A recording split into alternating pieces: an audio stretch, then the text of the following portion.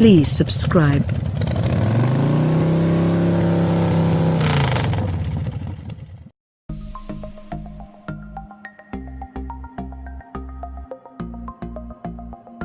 Do people even set out to buy a hybrid anymore?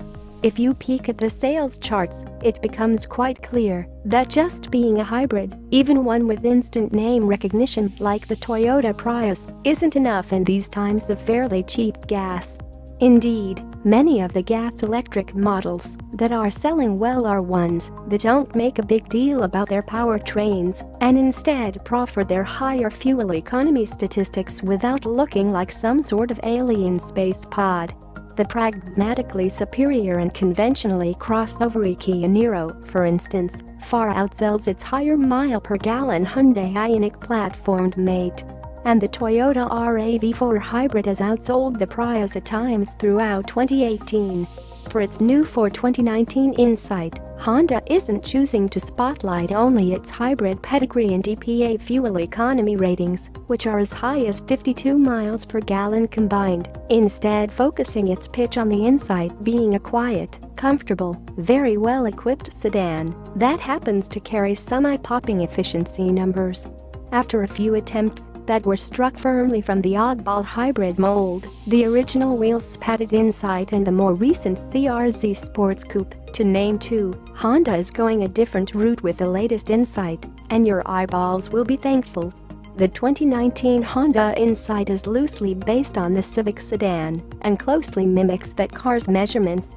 But it's a more graceful car inside and out than the Civic, with softer sheet metal contouring, front and rear styling that fit better together as a cohesive whole, and an overall stance that sees it rival the Accord as Honda's most attractive four-door.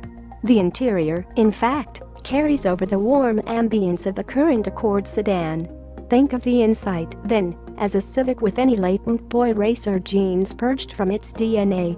Honda essentially has taken the two-motor hybrid system that's been used in the Accord Hybrid for several years and adapted it for a smaller vehicle. Most of the hybrid system's innards, including the clutch packs and electric motors themselves, are carried over directly, whereas the 2018 Accord Hybrid uses a 2.0-liter engine. However, the Insight gets an Atkinson Cycle 1.5-liter inline-4 that makes 107 horsepower and 99 pounds-foot of torque, and which boasts an exemplary 40.5% thermal efficiency.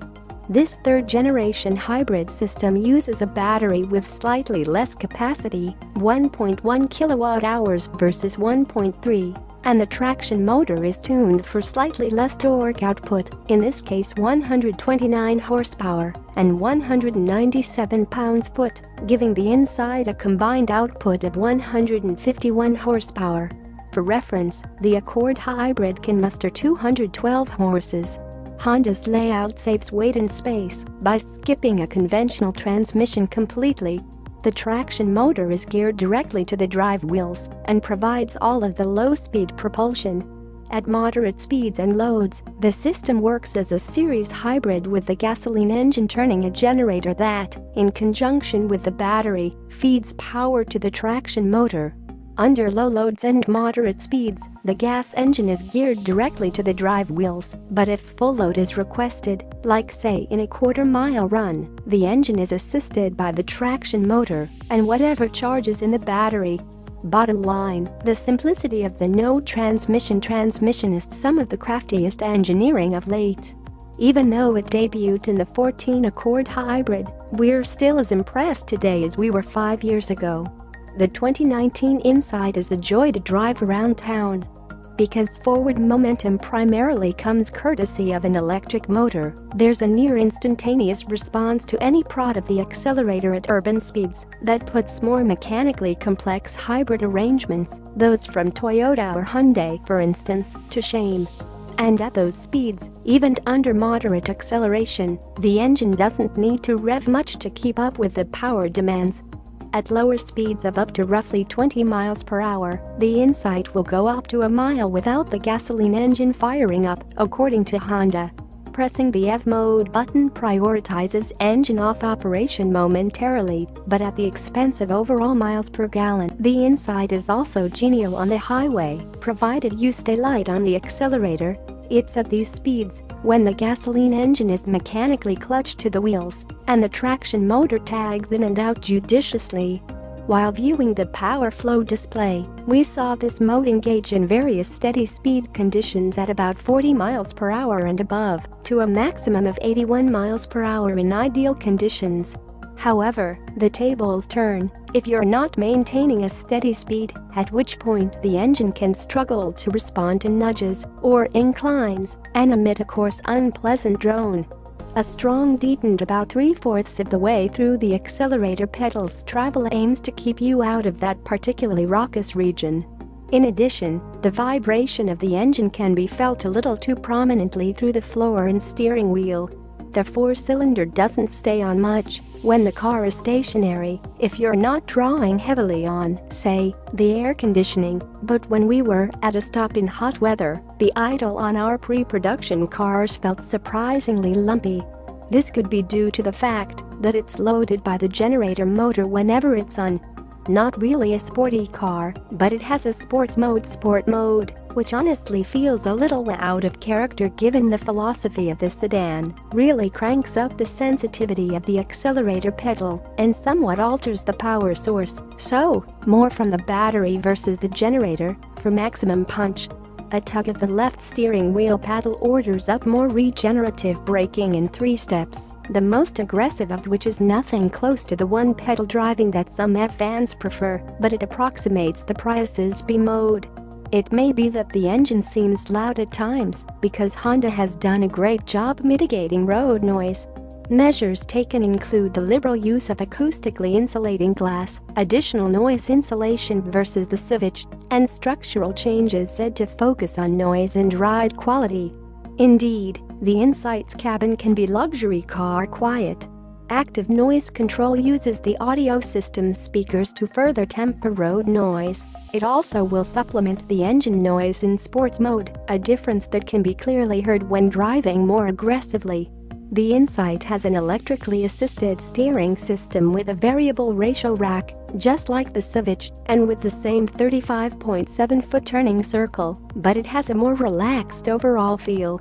The brake pedal is reassuring and firm, with great brake blending between the friction brakes and the electric motor's control drag effect in the final feet of gentle stops, something hybrids don't always get right.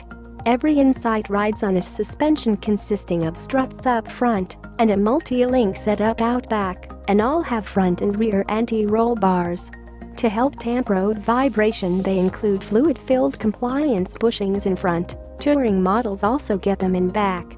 In a very brief drive in an LX trim on some of the same roads we traveled in a touring model, the LX displayed less impact harshness, probably because of its taller sidewall tires, but was more susceptible to vertical motions over heaves. A little more confining than other compacts, as in the Civic, anyone 6 feet or taller will want to pay close attention to headroom. The front seats are more comfortable for the long-legged in the Touring, as the lower cushions are just for tilt, but the Touring also includes a sunroof that cuts into headroom. Likewise, the back seat has plenty of legroom, but headroom is more limited than in other sedans this size.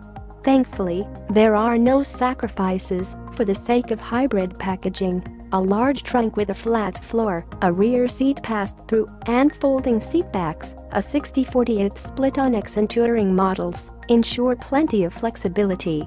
The Inside X and Touring have essentially the same 8.0-inch infotainment system as the new Accord, with integrated Apple CarPlay and Android Auto plus satellite and HD radio, 2 USB ports, and a volume knob. Touring models add navigation, HD digital traffic, voice recognition, and a 450-watt audio system with 10 speakers, plus available Honda Link cloud-based services. Base LX models get a 5.0-inch screen with Bluetooth audio streaming, Pandora integration, and a 140-watt audio system with 6 speakers. Against a comparable Civic sedan, the inside is several $1,000s more expensive, but it's also a lot nicer inside.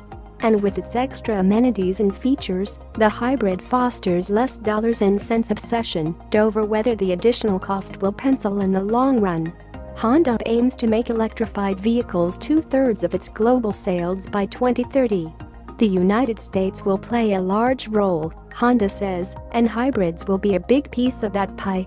Although such ambitions may have seemed like a stretch in the past, the insight shows us how Honda just might achieve its target by hooking shoppers with the car, not just